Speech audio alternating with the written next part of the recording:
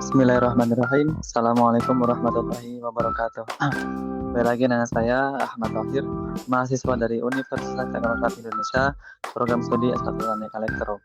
Pada video kali ini kita akan sedikit membahas dasar konversi energi. Baik, apa itu dasar konversi energi? Energi adalah sebuah kata yang sudah sangat familiar yang kita dengar dalam kehidupan sehari-hari. Kata energi digunakan untuk menggambarkan tenaga yang dibutuhkan untuk mengisi pada sebuah ponsel, atau tenaga yang digunakan oleh lemari es untuk memanaskan atau mendinginkan makanan dan minuman, serta energi untuk memberikan daya pada kendaraan untuk bergerak. Energi penting dalam kehidupan sehari-hari karena dapat memberikan kemampuan untuk melakukan pekerjaan. Pekerjaan dilakukan ketika satu atau lebih daya menggerakkan suatu objek dari kejauhan. Benda yang dipindahkan bisa sangat kecil, seperti molekul, atom, elektron, atau proton. Atau mereka bisa menjadikan objek yang lebih jauh, besar, ketika gaya bekerja pada objek dan melakukan pekerjaan energi diubah dari satu bentuk ke bentuk lainnya. Pada periode selanjutnya, kita akan belajar bagaimana kekuatan bertindak pada objek untuk melakukan pekerjaan. Semua kekuatan dapat terkait dengan satu atau lebih dari tempat kekuatan dasar alam. Nah, ada beberapa tipe energi. Jenis energi berdasarkan sumbernya. Sumber energi yang tidak dapat diperbaharui. Sumber energi ini disebut tidak dapat diperbaharui karena tidak dapat diisi ulang dalam waktu singkat. Minyak bumi, bahan bakar fosil, misalnya, termasuk ratusan juta tahun yang lalu sebelum dinosaurus ada, itu terbentuk dari sisa-sisa kehidupan laut kuno.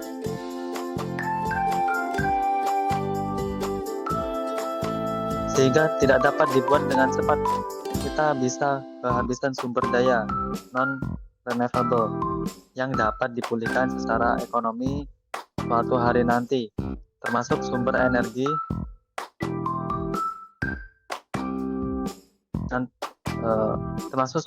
yang tidak dapat diperbarui adalah batu bara, minyak bumi, gas alam, propana, dan uranium. Selanjutnya, yang kedua, sumber energi yang dapat diperbarui. Sumber energi ini dapat diperbarui atau sumber energi terbarukan adalah sumber energi yang dapat diisi ulang dalam waktu yang singkat. Sumber energi ini meliputi biomasa, panas bumi, tenaga air, surya, dan angin. Hari demi hari matahari bersinar, angin bertiup, dan sungai-sungai mengalir. Masyarakat menggunakan sumber energi terbarukan terutama untuk menghasilkan listrik. Nah, ada beberapa bentuk energi, yaitu antara lain yang pertama itu ada energi kimia, yaitu misalkan BTO atau LBM, BTO atau LBOML, KJ atau KG, dan yang sebagainya. Tidak ada energi kimia transisi yang diketahui. Energi yang tersimpan adalah dalam bentuk potensial kimia dan biasanya dinyatakan sebuah satuan energi dan per volume atau moral atau energi per massa. Kemudian nuklir.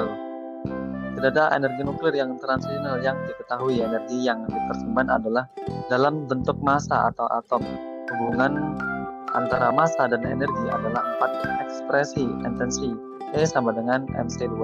Energi nuklir berubah ke bentuk lain dengan interaksi partikel dengan atau di dalam inti atom.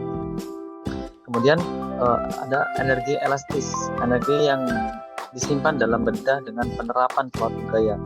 Bekas terkompresi dan karet gelang yang diregangkan adalah contoh energi statis. Kemudian ada energi potensial gravitasi. Energi posisi atau tempat sebuah batuan yang terletak di puncak bukit mengandung energi potensial gravitasi karena posisinya. Tenaga air seperti air reservoir di belakang bendungan adalah contoh energi potensial gravitasi. masih dalam tipe energi. Ada tipe energi elektromagnetik. Energi elektromagnetik transnasional adalah gelombang radiasi yang bergerak dengan kecepatan cahaya, melihat sinar infrared atau IR dan ultraviolet atau yang bisa disingkat UV. Kemudian adalah energi elektromagnetik transnasional. Kemudian ada energi mekanik. Energi mekanik yang tersimpan termasuk energi potensial yang posisinya dalam modal gaya seperti massa yang ditinggalkan dalam model gravitasi. Energi mekanik lain yang tersimpan adalah energi kinetik atau posisi dalam medan inersia, gas terkompresi, pegangan elastis, dan potensial magnetik. Kemudian ada energi termal. Sebuah bentuk energi dapat sepenuhnya diubah 100% menjadi energi panas, tetapi kebalikannya tidak benar. Misalnya sebuah energi mekanik yang tersimpan dalam mobil yang bergerak diubah menjadi ke energi panas dengan gesekan melalui rem. Kemudian ada energi suara. Pergerakan energi melalui zat-zat dalam gelombang longitudinal atau kompresi rarefaction. Suara dihasilkan ketika suatu gaya menyebabkan suatu benda atau zat bergetar. Energi ditransfer melalui zat dalam gelombang.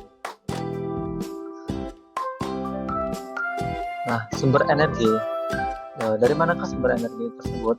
Energi merupakan adalah masyarakat industri ketika populasi dunia meningkat dan orang-orang berjuang untuk standar hidup yang lebih tinggi. Jumlah energi yang diperlukan untuk menopang masyarakat kita semakin meningkat.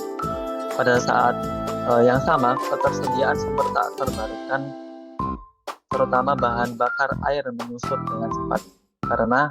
Oleh karena itu, ada kesepakatan umum bahwa untuk menghindari krisis energi, jumlah energi yang dibutuhkan untuk menopang masyarakat harus dibatasi dan sejauh mungkin sumber terbarukan harus digunakan.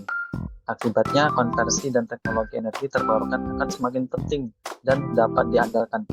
Informasi terkini tentang ketersediaan atau efisiensi dan biaya merupakan untuk merencanakan masa depan yang aman.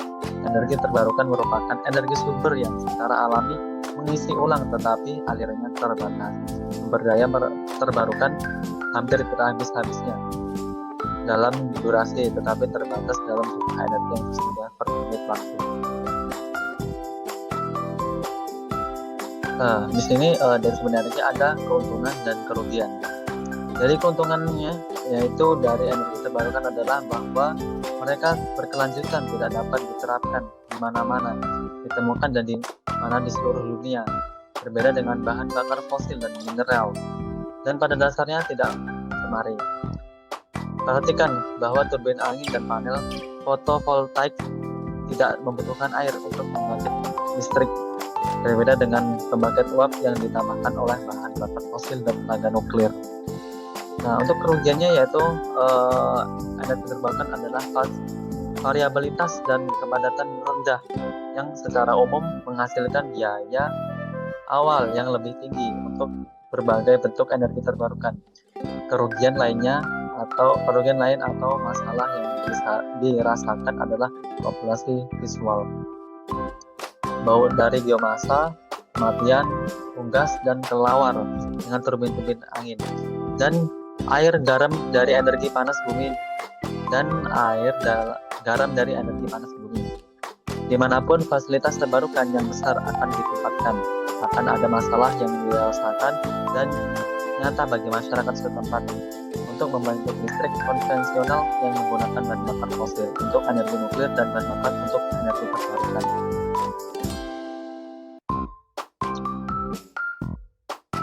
Sumber energi terbarukan, tenaga air. Tenaga air adalah sumber daya terbarukan kami yang paling matang dan terbesar dengan menggunakan bendungan di sungai untuk mempertahankan reservoir air yang besar. Air dilepaskan melalui turbin untuk menghasilkan daya. Sistem run of the river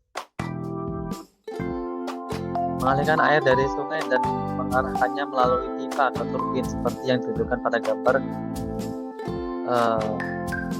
menghasilkan air dari sungai dan mengarahkan melalui pipa ke turbin seperti pembangkit listrik mikrohidro memanfaatkan energi jatuh untuk menghasilkan listrik. Ini tidak sama dengan proyek bendungan hidro skala besar. Pemasangan yang tepat tidak memiliki efek negatif pada aliran lokal untuk mengalihkan sebagai air yang tersedia dan kemudian mengembalikan air itu kembali ke aliran karena air mengalir siang dan malam. Sistem mikrohidro membutuhkan penyimpanan baterai yang jauh lebih sedikit daripada teknologi lainnya. Bahkan jika air alirannya jauh, itu mungkin bersih airnya. Itu mungkin masih layak. Jarak beberapa kilometer dapat ditempuh dengan memanfaatkan generator tegangan tinggi. Kemudian sumber energi terbarukan bioenergi. Untuk bioenergi yaitu adalah bentuk energi terbarukan yang dihasilkan dari sumber biomasa melalui pendekatan tradisional dan modern, di mana teknik tradisional mengandalkan pembakaran biomasa untuk menghasilkan energi sementara. Teknologi modern melibatkan produksi biofuel cair, membangkitkan biogas, dan pencernaan anaerobik atau biokilang seperti yang diilustrasikan pada gambar 2. Atau biokilang seperti produksi bioenergi dapat diperoleh dalam bentuk limbah pertanian dan pengolahan kayu, residu dan hasil hutan seperti residu penebangan, seperti sumber daya terbesar keempat di dunia. Adaptasi biomasa menjadi sumber energi yang perspektif karena sangat berlimpah di dalam dan dapat dengan mudah dihasilkan di lingkungan non perkotaan. Selanjutnya ada energi terbarukan biopower. Untuk ini kita akan membahas di video selanjutnya ya. Untuk video kali ini saya akhiri. Wassalamualaikum warahmatullahi wabarakatuh.